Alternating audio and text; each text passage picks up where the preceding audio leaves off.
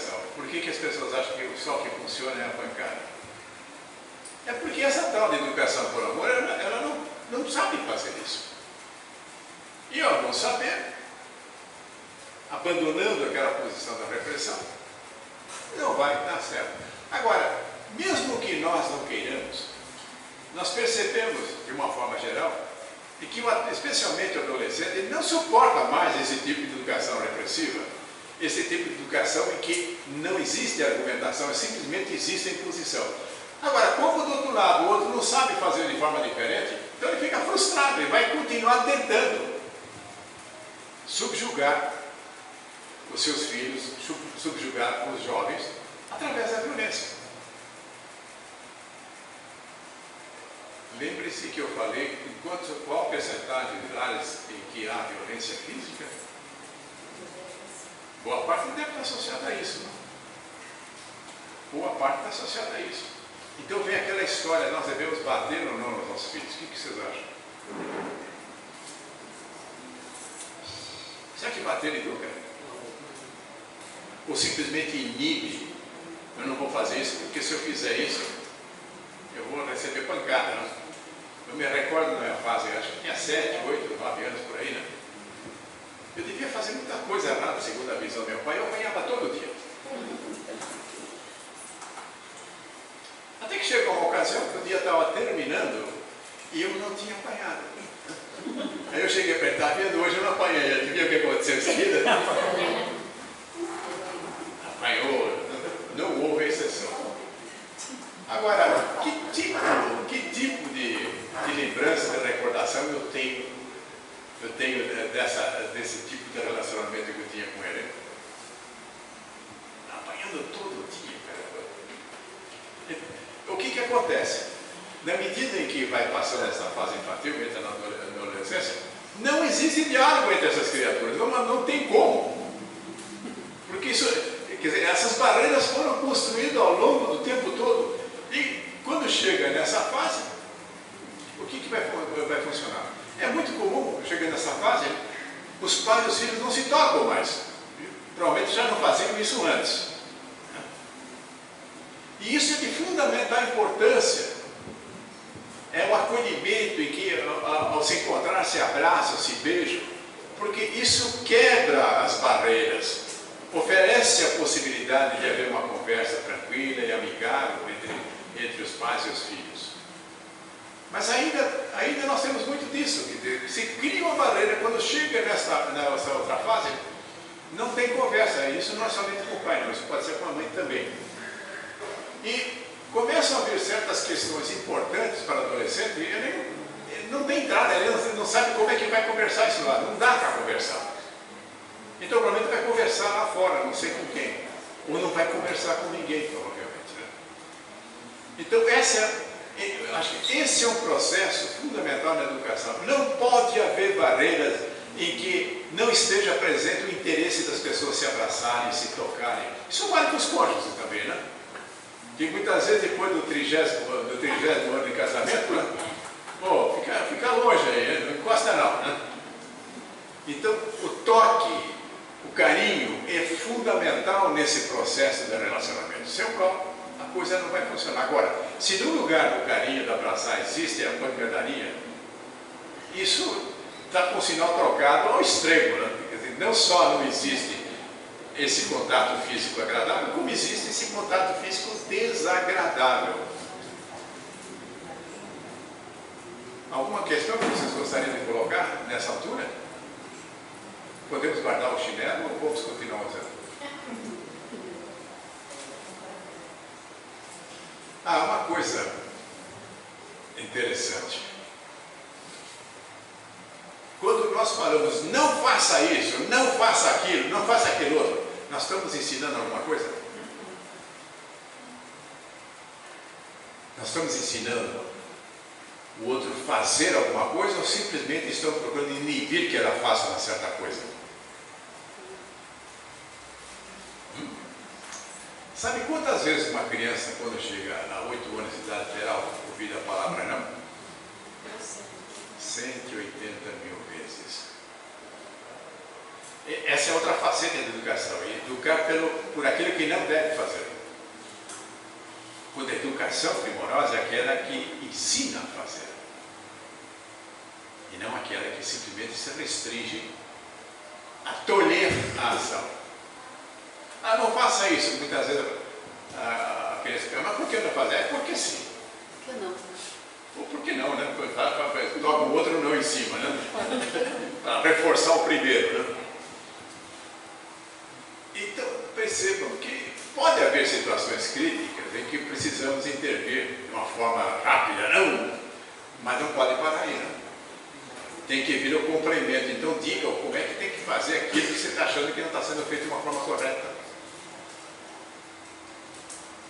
Agora, isso é algo que está presente na nossa vida. Nós costumamos nos orientar também a nós mesmos por aquilo que nós não queremos. E não por aquilo que nós queremos. Estranho isso, será que é assim mesmo? Vou pegar alguns exemplos para lembrar isso. Eu emprestei um livro para um amigo, e eu encontro, e eu estou precisando do livro. E eu chego para ele e digo, olha, a próxima vez que você vier aqui, não se esqueça de trazer o livro. O que eu disse para ele? Aquilo que eu quero ou aquilo que eu não quero? Eu estou dizendo aquilo que eu não quero. Eu não quero que ele esqueça de trazer o livro. Mas é isso mesmo que eu quero? Não, eu quero que ele traga o livro. Portanto, eu quero que ele se lembre de trazer o livro. Não, mas que importância tem isso? Não é a mesma coisa? Não, não é. Pelo seguinte, as coisas que nós falamos, elas não se concretizam pela palavra, sim por imagens. É estranho isso. Então, quando eu falo para a pessoa, não se esqueça de trazer o livro, qual é a imagem que ela cria? Ela esquecendo de trazer o livro. Agora, quando eu digo para ela, lembre-se de trazer o livro, ela vai se lembrar o que? Ela vai criar que tipo de imagem? Agora, que importância tem essa imagem? Essa imagem, ela concentra energias para que aquilo aconteça. Ora, se eu estou falando, não se esqueça, crio essa imagem, a energia vai favorecer o quê? Vai favorecer que ela se esqueça, e não que ela se lembre. Não necessariamente vai se esquecer, mas aumenta a chance de esquecer. Então nós podemos observar também em relação às crianças, como é que nós falamos as coisas que nós queremos, ou simplesmente ficamos dizendo as coisas que nós não queremos. Eu não quero que você deixe o quarto bagunçado. É isso que você quer? Não. Você quer que o quarto fique arrumado. E é bom especificar o que é arrumado.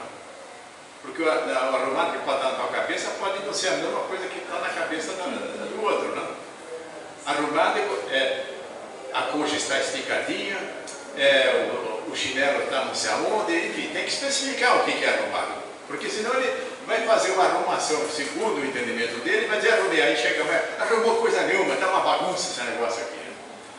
Então esse é um ponto importante, é especificar o que quer. E numa ocasião uma senhora convidou uma pessoa para um jantar cheio de cerimônia, com pratos muito bem elaborados, e que terminou com a apresentação de uma sobremesa fantástica. Aí a dona de casa vira-se para o convidado e pergunta o que ele tinha achado da sobremesa. E ele diz o seguinte, até que não estava ruim. Mesmo para elogiar, no lugar de dizer que estava ótimo, excelente, ele vai pelo negativo. Olha, eu assisti um filme muito bom aí, não se esqueça de assistir esse filme, está correto isso aí? Não, lembre-se. Em uma ocasião eu estava andando no São Paulo e tinha um grande luminoso de um laboratório, agora não pode mais, a lei da cidade limpa não permite isso. Mas naquela ocasião eu estava lá, luminoso, e o laboratório escreveu o seguinte lá nisso, nós cuidamos da sua doença. Para o quê? O que vocês fazem? O que devia escrever? Nós cuidamos de sua saúde, cara. Aí nós saímos pela rua, tem lá um letreiro ali no cruzamento, não feche o cruzamento. Está certo isso aí? É isso que você quer? O correto seria mantenha o cruzamento livre e não esta forma. Agora, nós estamos impregnados a nossa orientação em função daquilo que nós não queremos. E isto é problema. Agora, podemos começar a observar isso, como é que nós falamos.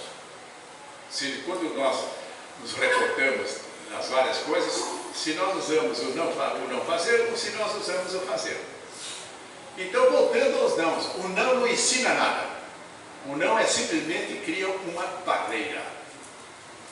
Então, precisamos observar se no nosso convívio com as crianças, se nós estamos ensinando a fazer. Eu vou dar aqui um exemplo que aconteceu também com a minha filha. Ela devia ter 3 ou 4 anos. Eu comprei um tremendo aparelho de som. Foi quando começaram a aparecer aqueles aparelhos cheios de luzinha, que piscava para cá, piscava para lá. Ele deve conhecer essas coisas. E instalei ali na sala, tal. Aí nós moramos sobrados, daqui a pouco eu vejo ela descendo a escada, ela olhou aquelas luzinhas lá, piscando, levantou as 2 mãos e foi para cima do aparelho. O que normalmente nós faríamos numa situação como essa? Não mexa aí, né? Mas eu já tinha aprendido que não era essa forma de abordar isso, né? Eu pergunto, você está gostando das luzinhas? Está gostando disso? Estou. Então vem aqui que o papai vai ensinar você a mexer naquilo lá. Havia o risco de repente de haver algum tipo de coisa. Entretanto, não passou mais do que 1 ou 2 semanas, ela estava manejando aquilo melhor do que eu.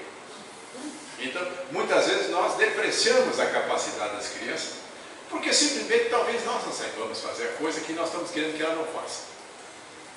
É evidente que na casa dos botões, depois eu precisei procurar recuperar o tempo e ver como é funcionar, porque pode ser que estivesse faltando alguma coisa que eu poderia ensinar. Mas então começamos a olhar aquilo junto. Vamos ver para que funciona isso, para que funciona aquilo. Agora, perceba que com isso se cria uma atmosfera de companheirismo entre o adulto e a criança. Né? Mas usualmente a criança não pode mexer nisso aí. Como não pode mexer? Se está ali, então o melhor, se não for possível mesmo que mexa, então isso tem que estar numa condição que ela não tem acesso. Porque se tiver acesso, vai mexer. Quantas vezes vocês acham que uma criança coloca o dedo na tomada de eletricidade? Quantas vezes vocês acham? Pelo menos 2. Na primeira ela está mexendo na parede, toma um choque, parede, que parede esquisita. Aí ela começa a tatear lá, aí descobre por aqui, coloca o dedo outra vez e dá um segundo. Aí ela aprendeu, né? É aqui que o negócio funciona. Né? Então, esse é o processo. Nós temos que entender que o erro, ele não pode ser, ele não tem como eliminar o erro. Isso faz parte do processo de aprendizado. Agora, é claro que nós precisamos perceber que determinados erros podem trazer um prejuízo muito grande. Então, no caso das tomadas, o que se faz? No primeiro momento, coloca-se aquela proteção onde não dá para enfiar o dedo. Mas chega uma hora em que vai ter que aprender isso. Vai chegar uma hora que não vai ter isso lá na parede e vai colocar na casa de alguém, de alguma forma vai aprender isso. Mas é assim que a coisa funciona. Agora, muitas vezes o que acontece? A criança faz alguma coisa que acaba dando um bom resultado, além do resultado ali não ser adequado, ela inclusive acaba apanhando mais. Tomou choque e apanhou ainda. Eu já falei para você não colocar o dedo ali, né? Não há perguntas, não há comentário, está tudo lindo isso que eu estou falando aqui. Tudo isso nós fazemos, como é que é? Bom, vamos tomar uma outra questão, a questão espiritual. Nós podemos levar o aprendizado espiritual para dentro de casa? Podemos. E os espíritas têm um procedimento que pode ajudar nisso, que é o Evangelho no Lar. Já ouviram falar do Evangelho no Lar? E quem não ouviu falar, conversa. Com quem conversa aqui para saber como é que faz isso? Com você? Qualquer um trabalhador. Qualquer trabalhador. Mas enfim, é uma coisa muito simples. A família escolhe um dia da semana, um horário, sempre nesse dia, né? E vai estudar. coisas do Evangelho. Coisas leves e coisas que possam de alguma forma trazer interesse. Com as crianças, costuma-se adotar livros que foram escritos para as crianças. Então, por exemplo, tem o Pão Nosso, não é esse? É um livro para as crianças. Faz tanto tempo que eu não tenho mais criança em casa que eu já esqueci dessas coisas. É da Meimei, se não me engano, não? Enfim, tem vários livros que quando a criança pode ser utilizada aqui, são textos voltados para o entendimento da criança. Então é fundamental isso. Agora, a educação espiritual começa por aí e frequentar uma igreja, ter uma frequência numa determinada religião, claro que é uma outra forma de nós trazermos as coisas espirituais para dentro de nossa casa. Mas é isso que eu tenho para dizer, não tem mais nada para falar não. Não? Só se inventar agora, né? Mas vamos lá, gostaria que você se manifestasse em alguns aspectos, alguma contribuição, alguma sugestão. Já foi um choque de realidade, gente. Como é que é? Já foi um choque de realidade. Já foi um choque de realidade. Agora, é bom entender também o seguinte, que, por exemplo, dentro das religiões, não faz sentido nenhum ficar pegando o pé das pessoas. Ficar pegando o pé das pessoas e dizer o que não deve fazer, né? Então, a nossa tarefa dentro da religião é ensinar o que é bom fazer.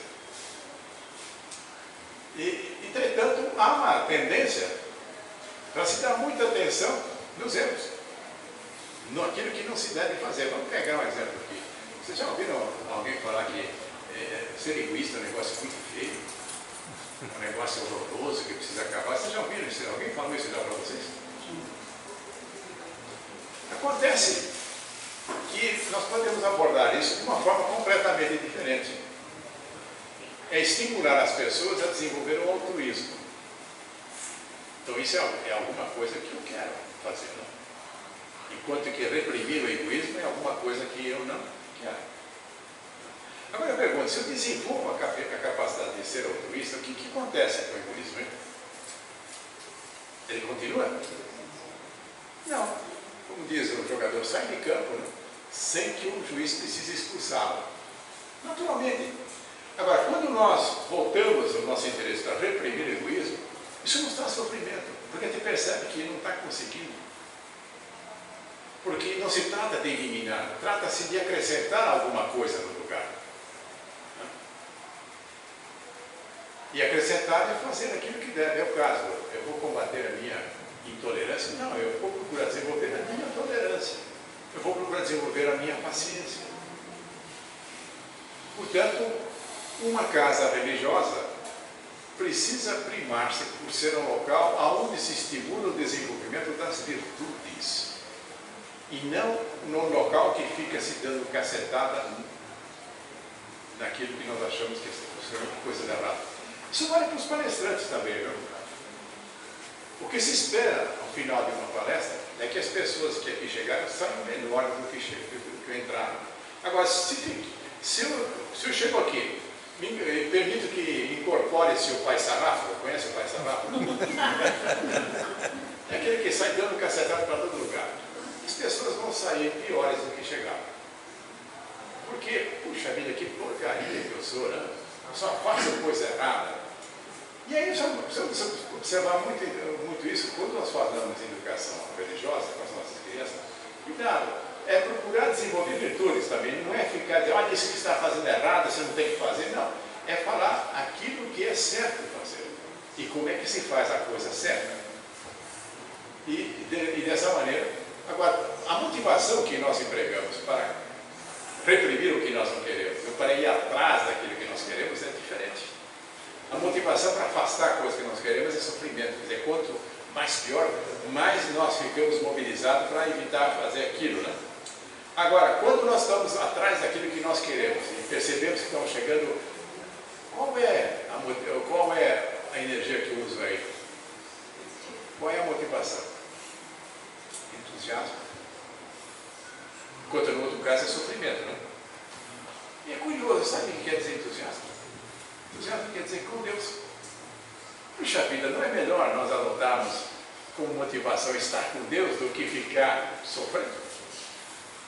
Isso vale quando nós analisamos a nós mesmos. É muito comum nós ficarmos nos autodepreciando. Isso não leva a lugar nenhum.